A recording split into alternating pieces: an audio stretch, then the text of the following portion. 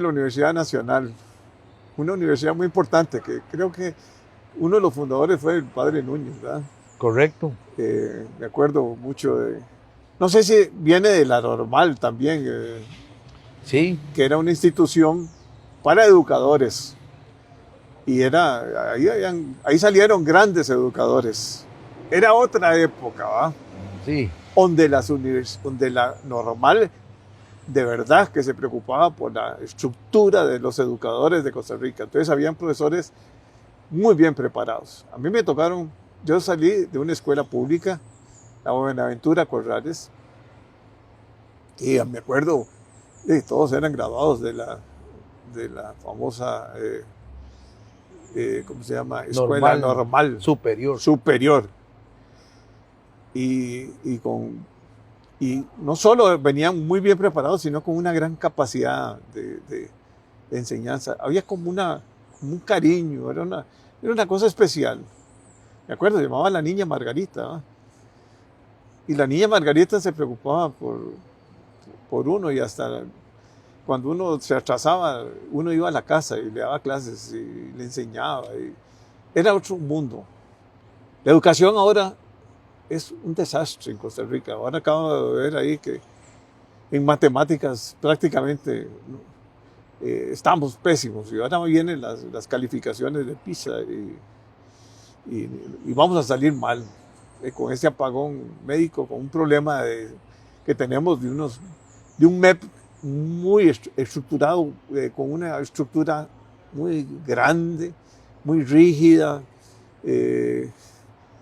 con escuelas y colegios que no cumplen, con programas muy rígidos, con un Consejo Nacional de Educación complicado.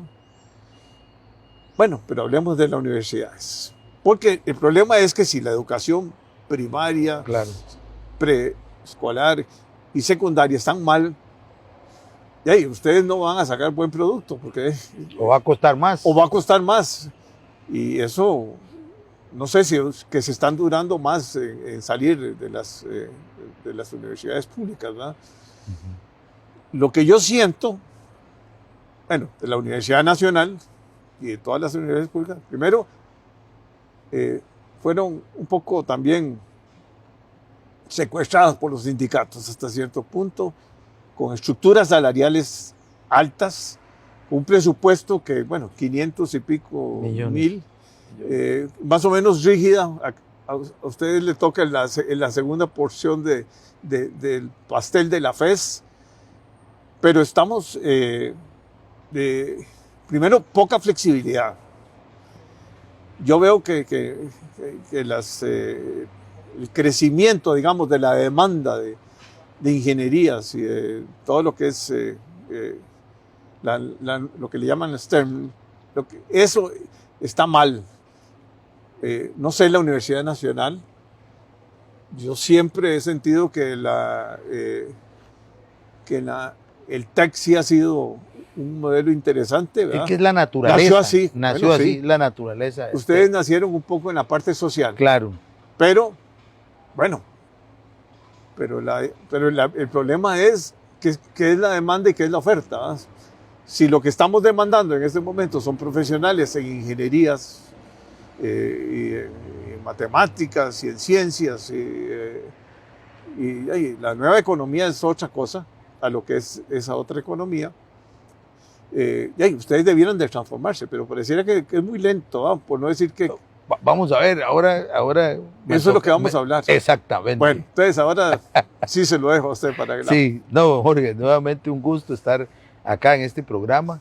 Y bueno, sí, efectivamente, muy rápido, nosotros cumplimos el otro año 50 años de tener presencia activa en la sociedad costarricense, ¿verdad? La Universidad Nacional. Fuimos la tercera universidad en fundarse, en pública, luego del tecnológico y precedida por la Universidad de Costa Rica. Costa Rica estuvo sola muchos años. Claro, no. Por eso tiene la mitad del pastel. Sí. Bueno, pero también tiene una infraestructura y una estructura grande que también de alguna manera es el reflejo de esa inversión. Pero en el caso de la UNA, nosotros nacimos, como usted también lo plantea muy bien, herederos de esa escuela normal. No obstante, logramos evolucionar rápidamente. Ya en 1973 arrancamos pegados a la escuela normal, pero ya con escuelas, ¿verdad? Importantes, biología un año después, luego el departamento de química. Sí, ya fuimos diversificando, ¿verdad? De forma tal que ahora para el próximo año que tenemos 50 años, tenemos una oferta de carreras de grado y posgrado, que solo en posgrados andamos como por 57 programas de posgrados, y en el programa de grados andamos alrededor de 78, 80 ofertas, ¿verdad? Que tienen también una diseminación, y esto es muy importante, en las secciones o sedes regionales que llamamos nosotros. Entonces nos permite tener presencia importante en el territorio. Y acá vale también la pena mencionar que no solamente en la formación de profesionales, sino también en la investigación y en la extensión social tenemos mucha fuerza. Cerca de 600 proyectos que tienen encadenamientos en diferentes áreas del país. Son cosas que poco se conoce de la universidad pública, porque también nos ha faltado más posibilidad de divulgación, ¿verdad? Entonces, nos encontramos ahora por ejemplo, en investigación. Sí, por ejemplo, en investigación tenemos áreas relevantes extremas. Por ejemplo, toda la investigación fuerte en conservación, áreas protegidas, manejo integral de la biodiversidad a través del ICONVIS, que es el Instituto en Conservación y Vida Silvestre. Aliado directamente, qué sé yo, con organismos internacionales como el Fondo de Mundial sobre Vida Silvestre, todo lo relacionado con los plaguicidas, pesticidas y la relación que tenemos en cuanto a uso, ¿verdad? Y también su exceso en el uso, eso en el IRET, el Instituto de Estudios Toxicológicas, ¿verdad? Y ahí no tienen nada que ver con las famosas moléculas que tienen que tenemos mucho tiempo, de casi 20 años de no probarse, nuevas moléculas que muchos... Sí, bueno, el instituto hace un análisis, digamos, dedicado integral a todo eso, y tiene un programa regional centroamericano, también anclado con las Naciones Unidas. Pero no están con salud, o sea, aquí en el Ministerio de Salud, en ese aspecto, ¿no? Claro que sí, tenemos presencia en el Ministerio de Salud. Todo lo relacionado con el manejo y prevención de tsunamis y control costero del país lo hacemos en el Instituto Oceanográfico del Departamento de Física. Y todo el control de monitoreo sísmico y volcanológico en el Opsicori. Cada vez que viene una marea roja en los mariscos, la Escuela de Biología en el Parque Marino de Punta Arenas. Somos los encargados en tomar las decisiones país, si se consume o no un molusco, ¿verdad? En materia de educación, pues tenemos una presencia importante histórica en el Centro de Investigación y Docencia en Educación. En veterinaria tenemos el liderazgo. ¿Cuántos educadores ustedes sacan al año? Bueno, en un detalle importante, don Jorge, hace 20 años la educación pública formaba el 80% de los educadores del país. Ahora es a la inversa y decreciendo. La educación privada, la oferta privada es la que está formando a los educadores. Desde hace 15 años se empezó a revertir violentamente el proceso. Entonces nosotros participamos de más o menos el 14 o el 15% del total de los maestros que se forman en el país, vienen de las universidades públicas, pero bueno, los que formamos más somos nosotros y la Universidad de Costa Rica. Y no hay examen de admisión, digamos. Hay una evaluación no hay calificaciones. Sí, el ingreso formal a la universidad, pero no tenemos una prueba específica, ¿verdad? Hay una idea que se está generando de generar una... Para mí el control de calidad de la educación es importantísimo. Claro, pero veamos entonces que ese problema que usted cita de la educación que tenemos, que yo comparto parcialmente, ahora voy a decir por qué, bueno, también hay que verlo de dónde se están formando. Sí. Entonces, bueno, se están formando, lamentablemente, en instituciones, en su mayor parte privada, con mínimos procesos de control, no del ingreso, sino en la calidad del proceso de formación. O sea, un profesor en enseñanza de las ciencias, a propósito del tema de STEM, usted ve los currículums de ciertas universidades privadas y lo que tienen es fundamentos de biología, fundamentos de física, fundamentos de química. No hay infraestructura para poder formarlos. Pero ¿verdad? yo creo que es muy importante que en eso que se sea exigente, ¿va? Que las universidades privadas también sean Claro. exigentes, o sea, pero eso es también culpa del servicio civil, que en la contratación de profesores no esté bien O de la estructurada, fortaleza de los mecanismos de control de la calidad, por ejemplo, el SINAES o el CONESUB, que nosotros tenemos en la universidad, formamos en todas las áreas de la enseñanza, desde enseñanza de la matemática hasta la enseñanza de la física, la química, la biología, los estudios sociales, todos. Y prácticamente todas están acreditadas, todas las carreras acreditadas. Bueno, eso debería trasladarse a todo el sistema de en la parte educativa, sí, estoy de acuerdo, 100%. Y entonces, si un egresado no viene de una carrera acreditada, no debería entrar. Bueno, yo estuve aquí con la rectora con la directora, digamos, rectora de UNIRE, ¿verdad? Hace 4 o 5 días y eso mismo, conversaba yo con ella. Ella dice que SINAES juega un papel importante, pero también podrían acreditarse con otras firmas internacionales. Bueno, eso sí, que no, hay firmas internacionales muy buenas, ¿verdad? Pero sí, la calidad es importantísima. O sea, si ahí no salen buenos profesores, jamás van a salir buenos alumnos, ¿verdad? Entonces ahí eso es un problema serio, ¿verdad? Sí, por eso es que de nuevo, un poco para hacer ese balance que usted también generó en la discusión de la educación primaria y secundaria, ahí sin duda la formación de los docentes es el elemento central, pero también la estructura organizativa del MEP. Sí. Le voy a comentar un detalle importante. Recientemente la universidad también generó una investigación sobre la cantidad de modalidades del sistema educativo en enseñanza media. Tremenda. O sea, nadie sabe cuántas hay. Superan las 20 modalidades. ¿Verdad? Entonces, ¿qué significa eso? Que hay una dispersión y una fragmentación de la oferta en enseñanza media. Y esa dispersión y fragmentación lo que genera es unas grandes inequidades en la oferta. Es decir, modalidades como la educación indígena versus modalidades científicas. Sí, las escuelas científicas excelentes. Y las modalidades indígenas, o la telesecundaria, o los programas de educación a distancia, o los colegios deportivos, o los colegios artísticos, o los colegios virtuales. Es decir, sé que ha crecido. ¿Cuántas son? Más de 20 modalidades. Más de 20 modalidades. Sí, dispérsese y lo que va a tener es... Sí, entonces hay diferencias. Sí, entonces, claro. El que se forma aquí, dentro de la educación pública, tiene menos condiciones que el que se forma en otra modalidad. Y las modalidades varían en la composición del currículum, varían en las horas y varían en la calidad del profesor. Entonces, parte de la situación compleja que tenemos en el MEP es que la secundaria está absolutamente dispersa y fragmentada, ¿verdad?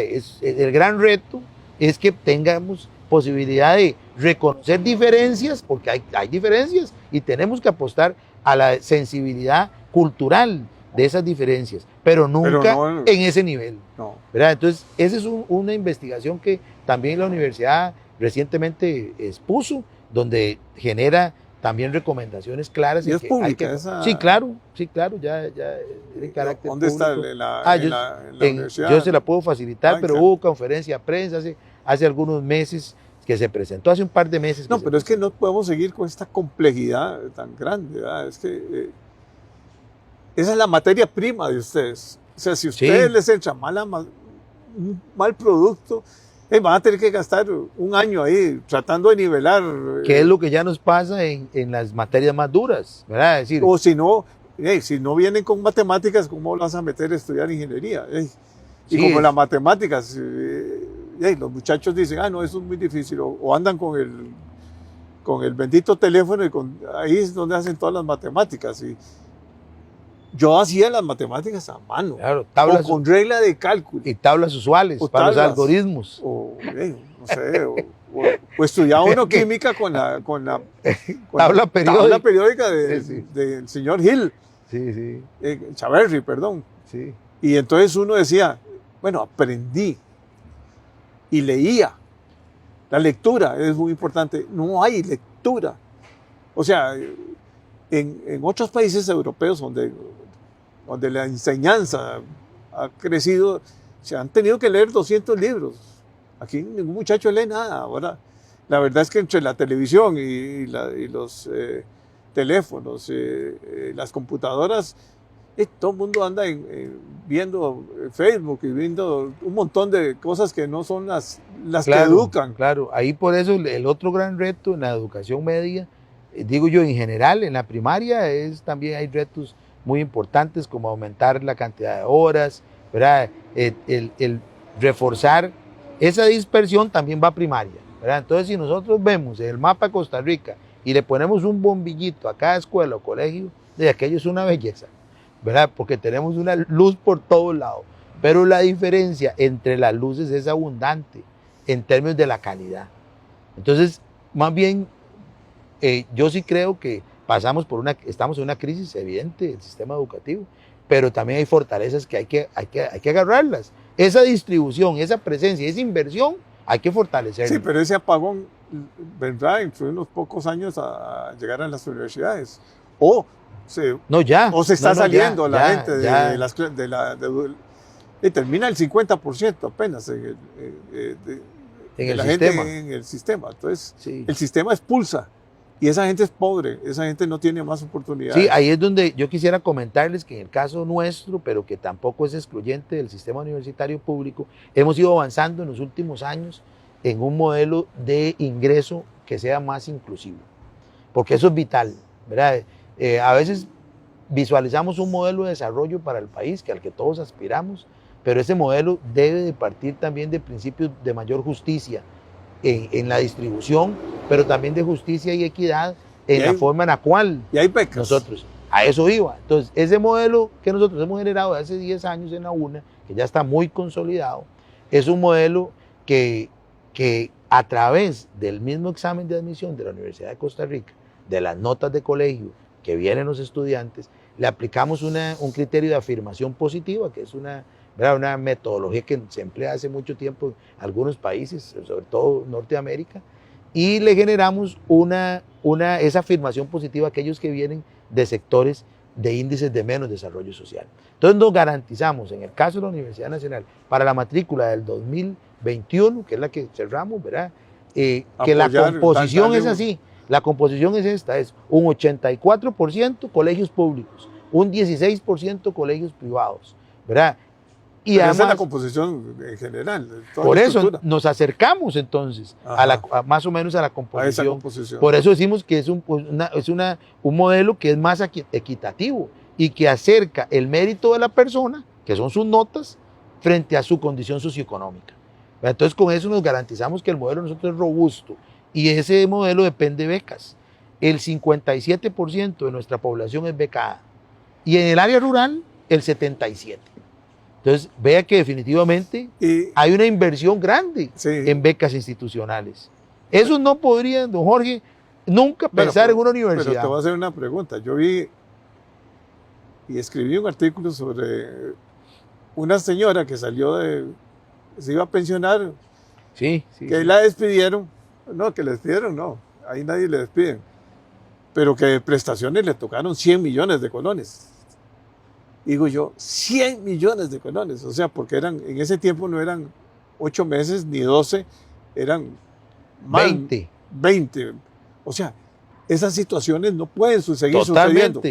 O sea, o si no, las finanzas se van a ir todas. No, eso, don Jorge, es un tema que ya la universidad ha tenido la madurez de ir enfrentando. Porque yo creo que ustedes tienen ahí todavía un rezago. Pero ya los números son los siguientes, ¿verdad? Nosotros en el caso de la UNA, desde hace 2 años, yo tengo 2 años de estar cumplo 2 años en un par de meses. Ya metiste las tijeras. Que ya tocó adaptar a las condiciones de sostenibilidad institucional. Claro. ¿Y qué significó eso? Primero, que nos tocó reconocer que el sistema de salarios y remuneraciones tenía que ordenarse. Y entonces, hace 2 años formulábamos un 86 en el laboral, ahora formulamos un 79. O sea, ya hay un ajuste muy grande. Sí. En la UNA hay 8 personas que ganan más de 5 millones y menos de 7 millones y medio, y yo no estoy ahí. Ya yo no estoy ahí. El antiguo rector sí estaba, y los antiguos rectores. Sí, yo sé. Ya yo no. Ay, ahí está mi salario que no llega a ese monto. ¿Y por qué? Porque aplanamos la estructura, ¿verdad? Porque generamos que ahora los puestos de autoridad y las anualidades se aplican nominalmente y no a una base que genera una nueva base. Entonces, en el caso de la UNA, solo hay 8 personas que ganan eso, que son puestos de máximo nivel, catedráticos, pero que tienen de 35 años de estar en la universidad, ¿verdad? 40 años de estar en la universidad. Eso ya se detuvo, porque ya esas personas no van a crecer. Aún quedándose en la U, su salario ya no va a crecer como venía creciendo los otros. Entonces, en materia de salarios, el tema ya se ajustó y todavía hay que ajustarlo en 2 o 3 cosas más que creemos importante que hay que ajustar para dar sostenibilidad. Entonces, el salario promedio de una persona en la universidad es de 1.700.000 están colones. limitados porque también Con la ley 9635 sí, ya están congelados. Bueno, y ahí fue duro. Hubo personas en estos 2 últimos años que ha correspondido aplicarles el ajuste en la dedicación exclusiva. Significó un ajuste en el salario, de un salario base de 1.200.000, ¿verdad? Sobre ese, un 35% de educación exclusiva y tuvo que quitarse un 10%, porque la ley lo que establece es un 25%. Bueno, y esas personas se les vio reducido 130.000 colones su salario. Todos en la universidad tuvimos un ajuste, ¿verdad? Pero se va reconociendo con madurez que ese es el camino. No, es que además, con la situación fiscal que tenemos, no podíamos seguir con esa explosión de salarios y pensiones. Pero también, don Jorge, hay que reconocer algo, ¿verdad? Y es que en el caso de las universidades, ahora vamos posiblemente a enfrentar un tema complejo, y es que la gente se nos va, porque al tener salarios congelados, ¿verdad? Y salarios ya ajustados, no son todos los que tienen esas oportunidades, pero sí hay casos. Ahora tuvimos uno, un académico brillante que decidió irse para una universidad norteamericana, después de que nosotros lo habrán formamos. pérdidas, pero también habrán muchas ganancias también, porque es que lo que uno no comprendía muy bien era que una secretaria ganara 1 millón y pico, en algunas universidades, no digo que la Universidad Nacional, pero, o sea, y hay lo que gana un profesional en el sector privado, y si le va bien, ¿verdad? Y un tráfico que ganaban también sumas extraordinarias, y todo eso no podíamos sostenerlo, ¿no? Y eso hay que ordenarlo, o sea, si es que ahora con la crisis que estamos viviendo todos, todo el mundo, ya el carro ya no lo sacamos igual, no podemos ir a la playa así como todos los fines de semana porque todo es caro y la inflación va a ser otro golpe grande, el tipo de cambio también puede ser algo que nos va a afectar. Claro, por eso nosotros reconocemos y hemos venido ajustando, y también en el marco también de los derechos adquiridos, don Jorge, porque este es el otro tema. Para algunas personas, pareciera que hay que pasarle por encima toda la ley. O sea, nosotros creemos que tenemos que ir reformulando en el marco de la aplicación de las leyes, ¿verdad? Y con el respeto de los anteriores. Pero cada año que pasa, por ejemplo, estos 8 funcionarios, en los próximos 2 años se irán a pensionar 4. Entonces habrá 4 personas que ganen más de 5 millones. Yo nunca voy a llegar a ganar 5, nunca, ya no, ya murió, esa posibilidad ya murió. Sí, ¿verdad? Entonces, pero tu antecesor sí. Bueno, sí, no, de ahí sí, ya. Pero bueno, encantado. Yo creo que este es un tema que me apasiona porque es el tema nacional. La educación es el tema nacional. Claro. Es la prioridad. No hay otro. O sea, no podemos. O sea, Costa Rica, la Costa Rica que yo conocí cuando era un carajillo hace bastante rato, pero era una más igualitaria, con mayores oportunidades, la vida era más sencilla, tal vez era mucho más austera que ahora. Ahora todo el mundo tiene aspiraciones muy grandes, y está bien las aspiraciones, pero generen riqueza. Es que el problema es cuando el Estado es el que tiene que estar encima, ¿va? Yo creo que las universidades públicas sí tienen que hacer esas grandes transformaciones y transformaciones que se requieren a corto plazo, porque Claro. ahora estaba conversando con unos empresarios y estamos con serios problemas no hay ingenieros. Entonces, si no hay ingenieros, no vendrán aquí las empresas, ¿verdad? En ese tema, Jorge, nosotros le llamamos la transformación curricular. Todas las universidades estamos apostados. Yo ahora me salí de un proceso que llevamos en la U, que yo en lo particular me siento muy entusiasmado, y es que estamos replanteando el plan de mediano plazo de la universidad. Y en ese plan de mediano plazo, por primera vez, estamos generando una visión prospectiva de la universidad. Claro. No un plan para 5 años, sino un plan para 20 años.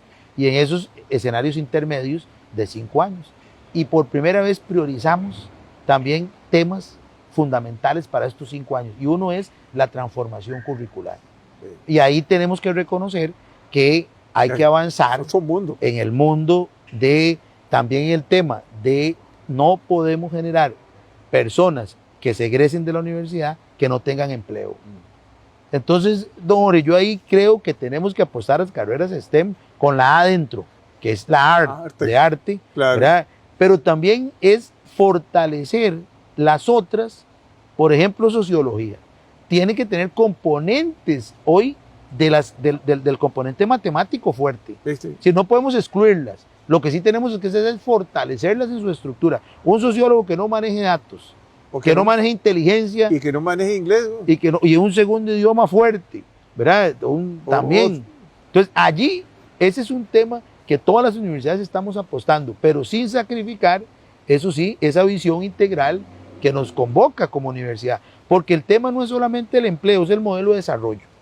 O sea, no es solamente, nosotros podemos aspirar a una empleabilidad, pero si el modelo de desarrollo va por otro lado, sí. ¿Verdad? Entonces ahí creemos que la universidad tiene mucha fuerza. Vamos a ver, y a mí me impresiona mucho Europa, por ejemplo, 3 años es una carrera, un bachillerato, ¿va? Y después en 1 año sacan la maestría. Y aquí yo soy ingeniero químico, ¿va? Fueron 5 y bien duro, ¿va? Por no decirle que un poquito más, porque de ahí las carreras son muy fuertes, ¿verdad?